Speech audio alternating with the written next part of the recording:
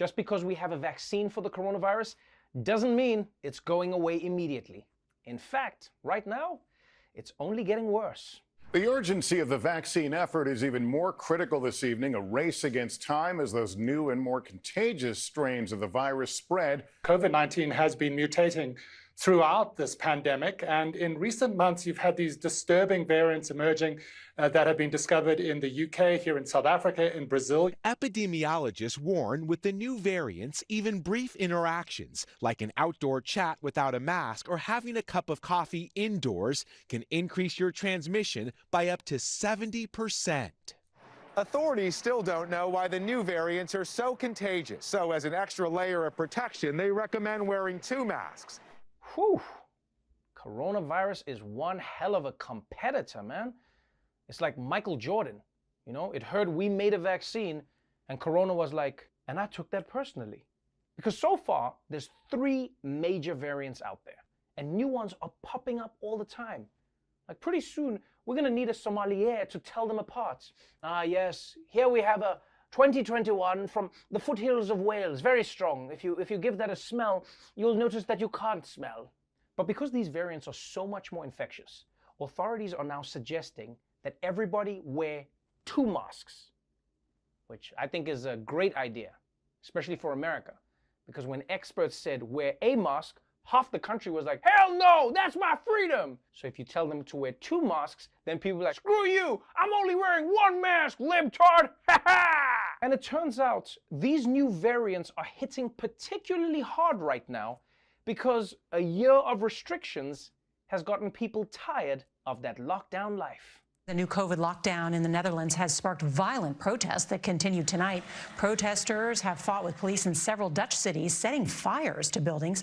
Hundreds of arrests have been made since the protests started over the weekend. The lockdown includes a 9 p.m. curfew. That's the first in the Netherlands since World War II. All right, guys, this right here is a bad sign. How are we going to keep the lockdowns going in the rest of the world when the country that invented legal weed is losing its shit? I mean, the Netherlands are supposed to be one of the chill countries. Think about it. How often do you hear, careful, careful, you don't want to mess with that dude. He's Dutch. The Dutch are super nice. They're so nice they named paying for things together after them. You want to be an asshole or you want to go Dutch? But yeah, of course people hate lockdowns. I mean, even just the name, lockdown, sounds like something you should get mad about. What they really need to do is rebrand lockdowns, you know? Make it more appealing. Like call it a nationwide slumber party, or extended cozy time, or the pretend you're an indoor cat challenge. Of course, lockdowns are always a temporary fix. The real solution is gonna be getting everybody vaccinated. And one country is showing everyone else how it's done.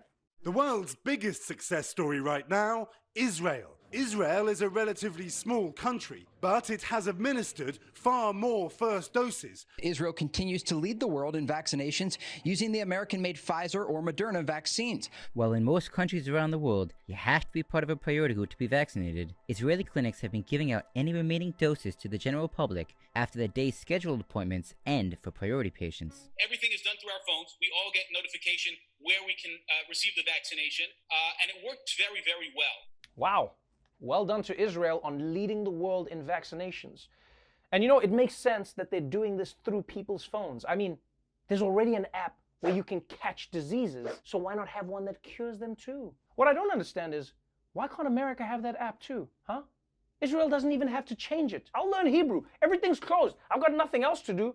Now, as important as everyone getting vaccinated is, there's one thing that's even more important. Making sure that your vaccine actually works. Chinese company Sinovac says it has confidence in its vaccine. That has just been picked up by Indonesia, Brazil and Turkey, but there has been skepticism over the veracity of its data. Questions are beginning to arise because Indonesia also conducting its own trials, releasing numbers that put its efficacy at about 70%.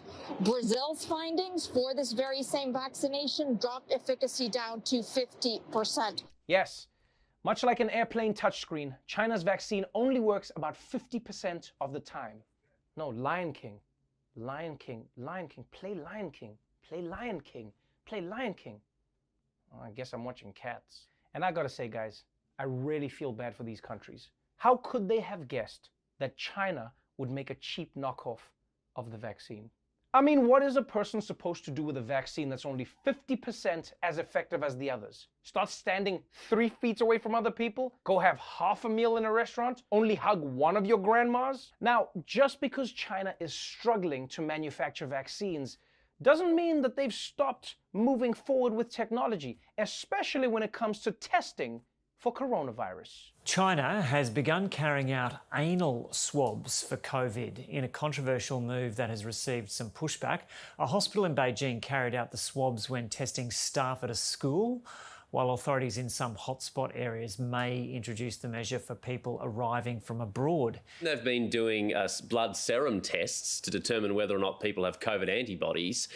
And in some places, including a Beijing hospital, they carried out anal swabs with the idea being that the presence of the virus in excrement is longer to detect than if you do, say, a mouth swab. You know what? There's a point at which I would rather just have the coronavirus. Although I can't say I'm surprised to hear this. I mean, scientifically speaking, the anus is the nostril of the butt. And the plus side is, with testing like this, you might not even need a vaccine.